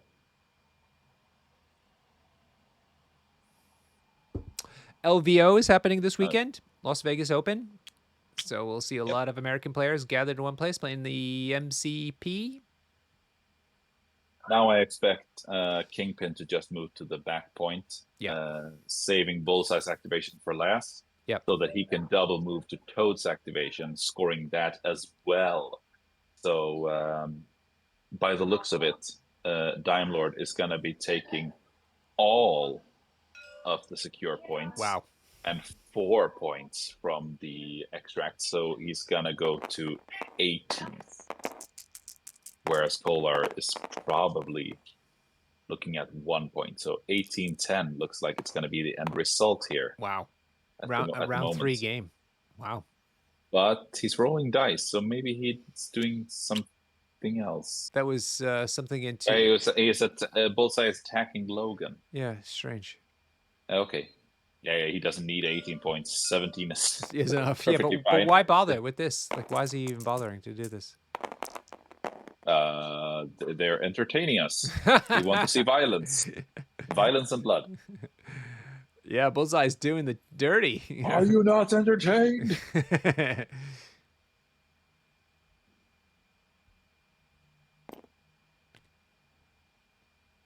Yeah, he's going to move back up onto... He must have done hit and run. That's what it is. And now he's going to get the extra VP off of the bonus for being next to Kingpin. Sure. So I guess it was just style points to do this way. Yeah, that's right. I was under the impression that there was at least 1 point in the cluster of characters to the south, but no, that's actually correct. Oof. Why is he doing this? Yeah, it's already holding that point. Spider-Woman. Is he worried about Toad? Can't imagine that. Don't think so, but I mean, the only... there's no real point.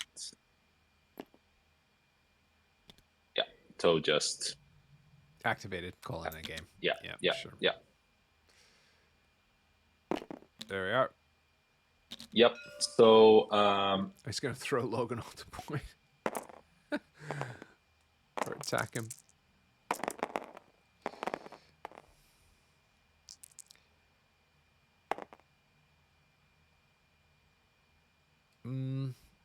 Yeah. Did a bit of damage, but did not daze him. But doesn't really matter, as far as I can tell. Yeah. Right. So Diomlord was obviously the player who knew his own list better. Okay. He played more efficient. He didn't forget any benefits, and he knew what to do when he fell behind early. Yeah.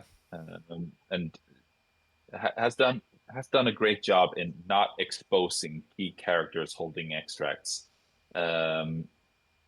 He gave Kollar a real tough time clinging back as soon as he dropped one of the paranoia tokens.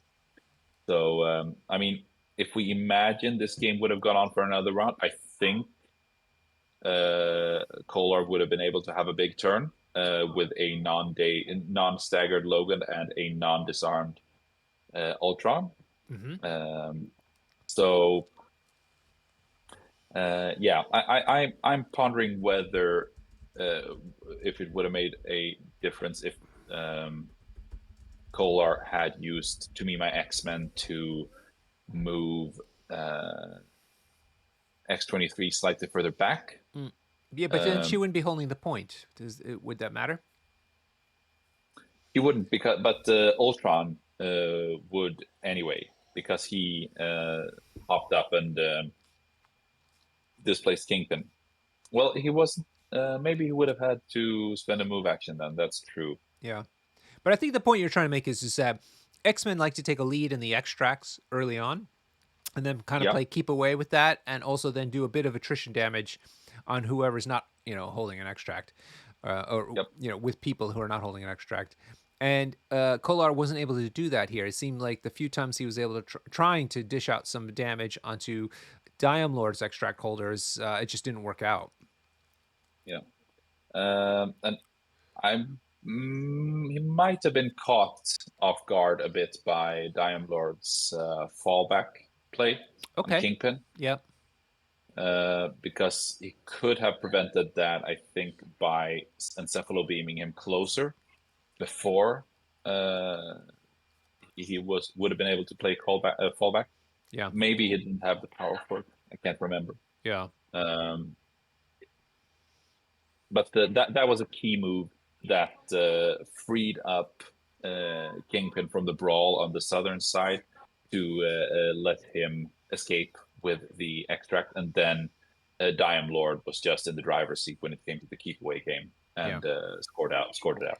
I think Ultron 2 was rather underwhelming this game, unusually underwhelming, because usually the guy is a menace on the table.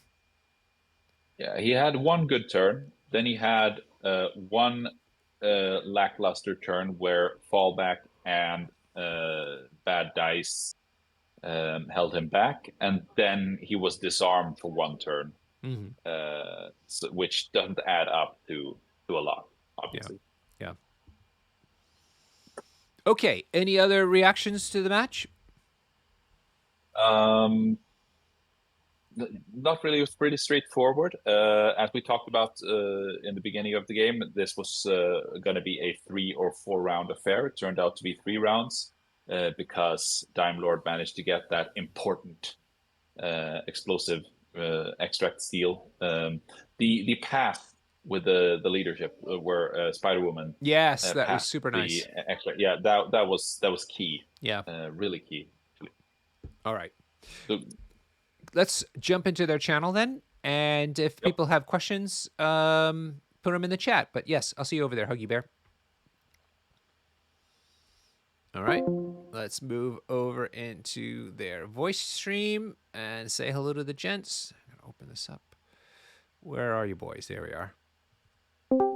Hello. Hello. Hello. Diomlord is just getting a drink. He'll be right back. Great. So while we're waiting for Diomlord to come back, Kollar, let us ask you a few questions about your big announcement that Huggy Bear spoiled during our stream. Nice. Yeah. So we're hoping to throw a very big tournament the southern parts of Sweden, only a train ride away from where the WTC was held. Yep. And we're stealing Vincent Kirchhoff's idea, and we're doing it in a brewery. Yes. In Malmö, called Malmö Brewing Company. Right. And they've been very gracious. They've been very cooperative in working with us to provide a solution. So it's a 2-day event. So let me ask you this: what was the reaction when you walked in there and proposed this thing to them? Well, so the funny thing is, I did it over phone first, and as soon as I called him, and he was like, oh wait, well, I'm a bit of a nerd myself, so this sounds really good. So Perfect. he was pretty happy, and he was an old school. Like he used to play Warhammer back in the days All and right. stuff. So he had a hum about where like what it was about. Right. And then it just so happens that they have they only serve the beer that they brew. They only serve in the brewery themselves, so they Nice. don't actually sell it to stores. Uh-huh. And they have a beer tasting business as well. So that's one of the things you can buy. And the beer tasting basically ended the weekend before Hmm. we have Multiverse 2. Okay. Swedish Wind, as someone gave us a very nice name for. You're very welcome. I'm very pleased that I came up with it. Yeah. So and basically they do that throughout May. And he said, "Oh, I've been looking for something cool to do with the space during the summer months. So if you want to make this a regular thing, we can definitely arrange that." So I was like, I just jumped on it and figured Awesome. Good for you. Yeah. that's what we're gonna be doing. We're gonna be doing we're hoping to be able to do a once a year thing at the start of summer, Right. to sort of get everyone together. That sounds amazing. Uh, What's the style of beers that they excel in? I think they have. I mean, they run a lot of IPAs and also APAs, and I believe they have a few dark ones as well. They're pretty broad. And they have a lager as well. So Yeah. they basically have the entire roster. Yeah, sounds like it. Wow. Yeah, amazing. And what kind of room is it that people will be playing in? So it'll be on the top floor. So it's a three floor sort of bar combined brewery and Uh-huh. restaurant. Yeah. So it's on the top floor where they have like the big beer tasting rooms. I see. And Okay, cool. so that's the idea. We're getting to use those rooms. And then of course, like I said, we have lunch is included in the price. Yep. It's restaurant level. They do a Ooh. pulled pork, well, buffet kind of thing, if I Uh-huh. understand things correctly. Wow. And they also have vegetarian options, and if you have any dietary restrictions, they can arrange that. Right. So, and because they've been so forthcoming with how to handle things, we will have a lot of money over for the Oh, amazing. prices as well. Yeah. So we're hoping to be. We want everyone to have a good time, Yeah. and we're hoping to do some small goodie bags for everyone as well, so that they Whew. always feel like they have something when they've been there. Well, congratulations. I know you worked really hard for a number of weeks and it didn't happen overnight. And there was a couple of things that you had to kind of Yeah, swerve to try to, to manage. But in the end, yeah. it sounds like a perfect solution. I think it's very good, and it's one of those things that just happens to. I mean, we're a lot of the people in our hobby are middle aged. The majority is probably guys, and they have from the most part, they seem to enjoy a beer or two. So combining Marvel and a beer or two seems very good. Yeah, I can't. Yeah, especially a brewery, fresh beer straight out of the tap from the where they make it. Exactly. Woof. Yeah. What else can you ask for? Brilliant. Exactly. Okay, Diomlord, are you back yet? Just holler if you are. Yes, sorry for the break. No problem. We wanted to talk about Swedish Wind anyway, so that gave us the chance while you were away. First of all, thank you both for letting us stream the first game of season 13. Huggy Bear and I have a lot of pent up energy that we were finally able to release while watching this game. So it was super exciting to have such great guys playing the first round for us. Thank you so much. Well, thank you. Thank you. All right. Let us start with this. Kollar, let's talk with you because you switched now factions compared to what you were playing at the WTC. So tell us a little bit about your journey here with X-Men and Hellfire Club and how comfortable you are going into this match with them. Well, I wasn't super comfortable. I made this list 3 days ago. Me and Huggy, we basically riff lists to each other most days, I would say. And I believe it's 2 or 3 days ago since I made this. And I've been on a Hellfire bender for a while. Okay. And but I felt like I wanted slightly more flexibility, and I figured there was quite a few models from X-Men that I feel comfortable playing in Hellfire. But then I also felt like I need to test the X-Men part of it. I used to play quite a bit of X-Men before the Storm nerf and before WTC, but because David in our team was our designated X-Men player, I sort of put him on a shelf for a while. Sure. When we were practicing, and now I felt like I kind of want to go back into it. And so this is my sort of attempt at, you probably hate all my crises, I would say. Because most people feel awkward going into fatal flips if they're not prepared for them. Yeah, sure. I mean, that's the X-Men specialty, isn't it? Yeah, definitely. Yeah. So that's a problem here because you didn't win priority, and Diomlord very wisely chose his secures, and in fact got one of the secures you probably hate the most because of its shape. This is, I mean, if I'm gonna be honest, this is one of those where I probably should have played Hellfire Club, to be honest, because Hellfire Club is a good list on Ds in general. I feel like because you can throw people off points. You have quite a lot of mobility, and throws and everything is usually online. Emma Frost doesn't hate standing on a back D point and just sort of awkwardly moving and shooting the other points.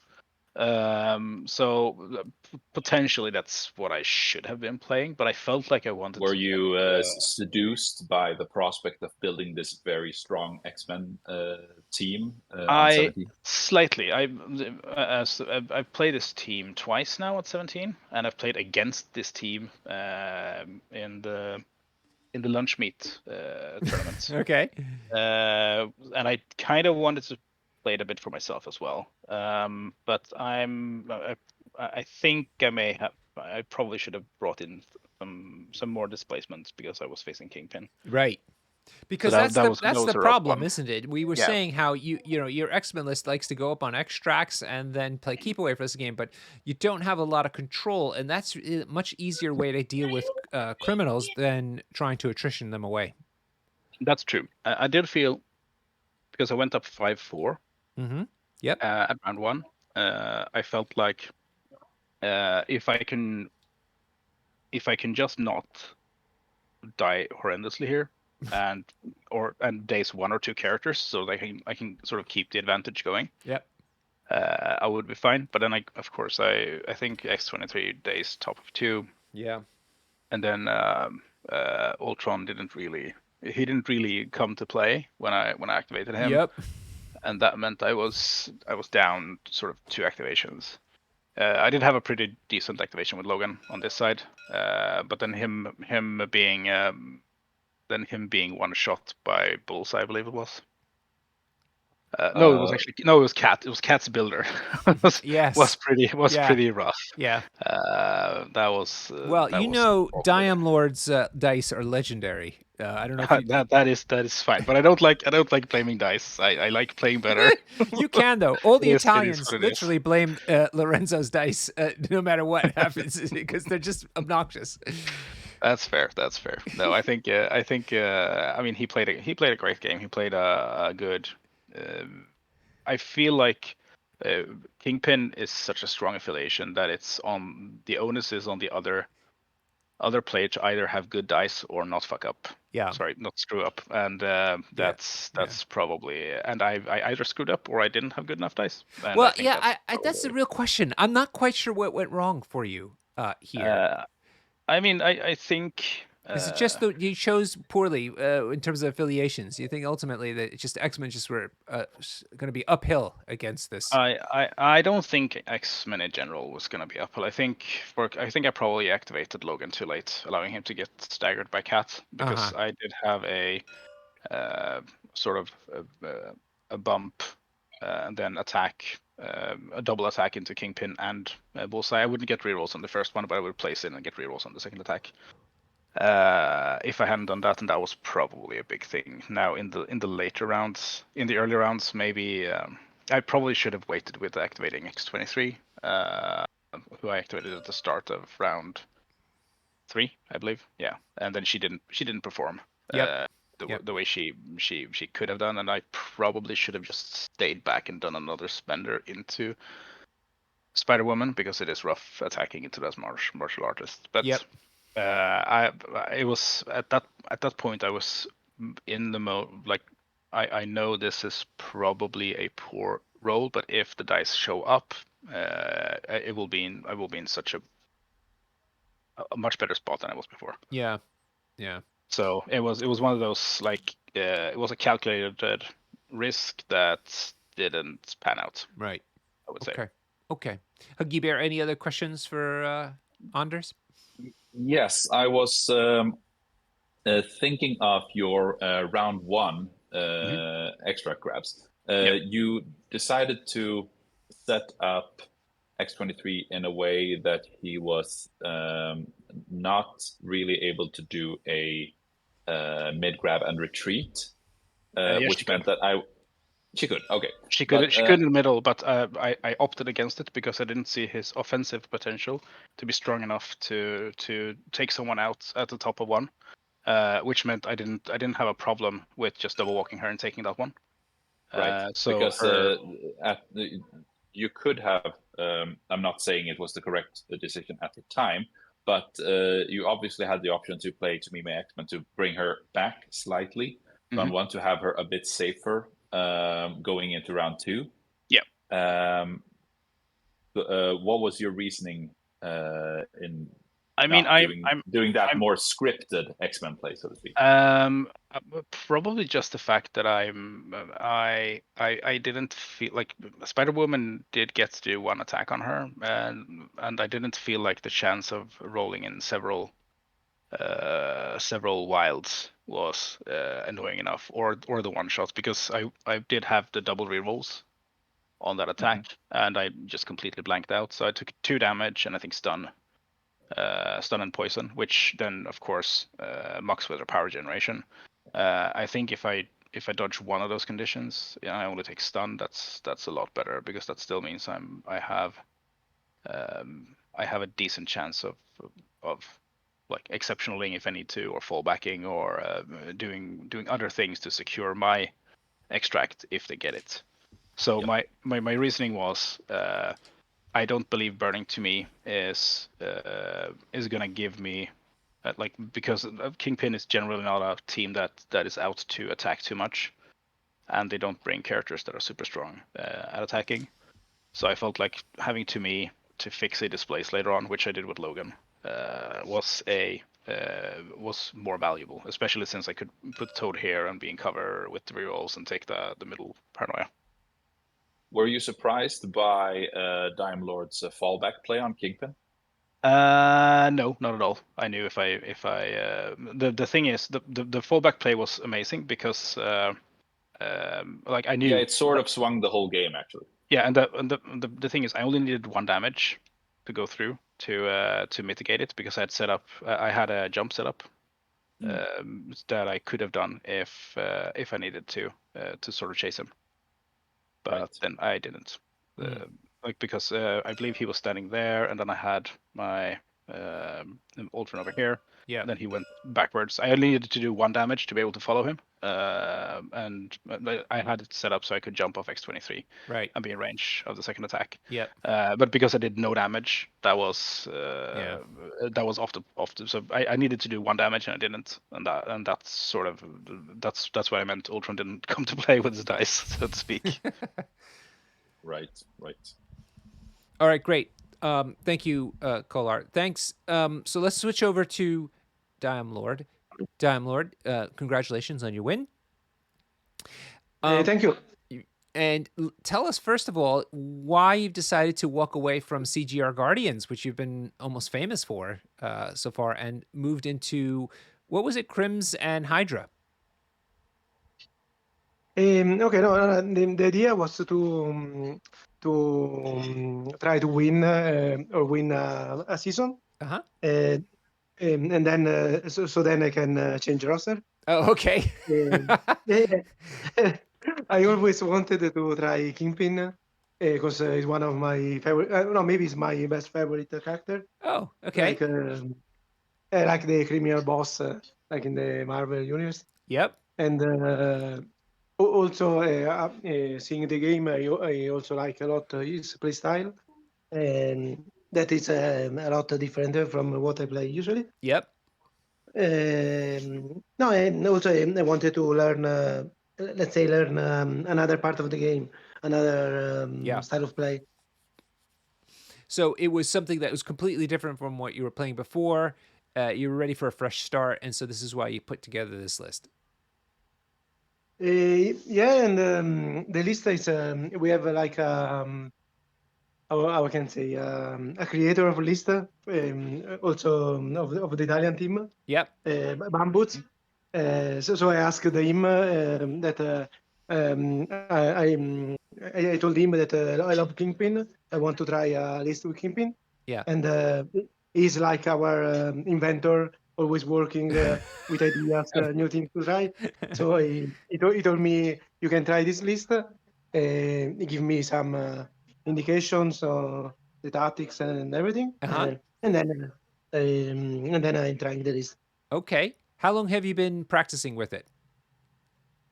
No, not a lot really. I think it's like my maybe fifth or sixth game. Oh, okay. Wow. Okay. Yeah, we're doing a little like Italian tournament, always on TTS. Yeah. So I was trying it there. Okay. So what were you expecting to see Kollar to bring? Is it what you expected? No, yeah, I was expecting X-Men Hmm. because maybe also they have. Don't know, because I was thinking about X23 and Wolverine. So yeah, you can always go with Emma, but I think the bump and the I think the bump in particular was better than the leadership of Emma in this case. Oh, Because okay.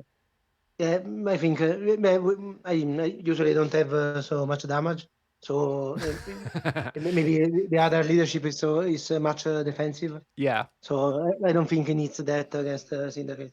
Okay. All right. At what point do you think that the game swung in your favor here? Okay, after the first round, I think I could have played a little better because like I didn't get the bonus point, Yep. Right. and after that, yeah, maybe the biggest thing we were saying was when Spider Woman did the X23. Yeah. But the idea was just like to put some conditions on there. Also on Logan on the other side, I was putting shock with Bill. My idea was to try to reduce the possible damage from the biggest damage dealers of opponent team. Hmm.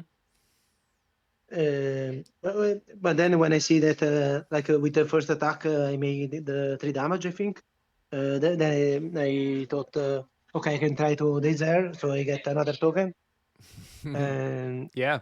so in that way, he Kollar had to maybe I switch I go a little ahead, and he has to do something to change it. Right. Right. I think you lucked out with Black Cat as well, surviving on basically 1 point and then be able to run over to that top extract, or your right side secure rather, your right side excurer, the one at the top of the screen. Because then she was safe. Nobody wanted to get, there's nobody really over there to contest with her. Yeah, I think like Logan, I think there's the Bill, and then it was near to kill the cat. Yeah. Yeah. And you managed to, because of the secure, you were able to heal her the one crucial point of damage so that the bleed wouldn't take her out. Yeah. Okay. Yeah. Huggy Bear, what do you have for Diomlord? I was curious about the one single tactic card that you never played, all according to plan. Good question. Because on first glance, you only have 3 affiliated characters: Kingpin, Black Cat, and Bullseye. So, do you often get to play all according to plan with just a setup, or do you have something special in mind for it in how you use it? Yeah, good question, because we are trying that also with not a lot of criminal characters. And it's yeah, I think in 2-3 games, at least yeah, 2 or 3 games that I played, it wasn't easy to play. Maybe when there is a little more like how to say, like if we are eating more, we are more in the middle, more power on the characters. Also, if I don't have much criminal, I can play it. But like in this case, Kingpin was a little out of play, because he was in face of Ultron, so he couldn't go too much near. Also, he took a shot axe at the start, the poison. Then he moved me away, and then I just use him to I use this leadership to get the token, and then go away with Kingpin. He was also with poison, so he never did any power after that. Yeah. But yes, I'm thinking I'm not always bringing that card, because if I don't have maybe 4 characters of Syndicate, would be hard to play. Yeah, it's just one of the things we are experimenting. Right. Thank you. Cool. All right. Well, thank you, gentlemen. So, Kollar, you've lost one, but of course you're still in the mix because it's. Yeah, I'll keep playing until I lose 2. Yes, yes, that's the spirit. Yeah. Definitely. Diomlord, congratulations again. We're quite curious to see if you're able to retain your title. It's very hard to do back to back. It's been done before, but not very often. Ooh, and Diomlord, we are anxiously awaiting the news of a 2-day event in Italy. So, give us anything. Do you have anything being worked on? Any kind of hints of what might be happening for this year? Yeah, at the moment, I'm in your position. I'm waiting to hear from Aldo. It's our organizer in Genoa. Okay, because I'm very hungry for some pesto sauce and pasta, my friend. Oh, that sounds nice. Yeah. In Genoa, it is unreal. You haven't had Yeah. pesto until you've eaten it in the home of pesto. Yeah, also for us in Italy, like we can find a good pesto in all Italy, but in Genoa and near Genoa is a lot better. Yeah. So Very it's special also for us. Very cool. Nice. Brilliant. All right, thank you, gentlemen, for the game. Again, it was a real pleasure to watch you both. I was looking forward to this match all week long. It was like getting me through the week. So thank you so much. Thank you, man. Thank you. And thank you, Huggy Bear. We're back after hiatus and screwing around with lots of fun games. We're back at the serious business of streaming. Exactly. Christmas and New Year's and all stupid things. Woo, yeah, all that nonsense is over with. Season. Lots of games ahead. It's going to be a great time. Great time indeed. All right, and thank you everybody for watching. Thank you very much for all your support over the weeks, and we hope to see you in the next stream next week. Thanks everybody, and have a great night. Thank you.